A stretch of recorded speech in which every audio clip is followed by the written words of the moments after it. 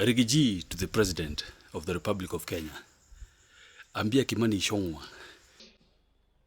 Umwambie Kimani Ichung'wah tunaenda Kikuyu Saturday. Amepanga wakora kupiga watu, kuchoma manyumba, kuharibu biashara. Mwambie Kimani Ichung'wah awache hiyo ujinga na utoto, umepitwa na wakati. On Saturday tunaenda Kikuyu. Na ajua amepanga goons wakwenda kuchoma, kwenda kuharibu mali ya watu, kwenda kuharibu biashara za watu. Aache hiyo ujinga na aache hiyo utoto. Mimi awishi naweza kuwa nimepatiwa ama ningepatiwa hiyo roho, nipatiwa hiyo courage. Rigiji sijaiona hivyo. Alisema atafika Olkarau, alifika, ajifikisha.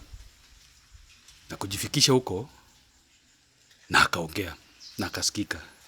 Hata imeudhi na ikakera wengine, akaambiwa, akasema, ati wewe ungesimama hapa, ungeona Kanyoni Wang'ethe ya hawa watu wa Nyandarua. Kulikoni, fire ni fire, moshi si moshi. Kila majikunya.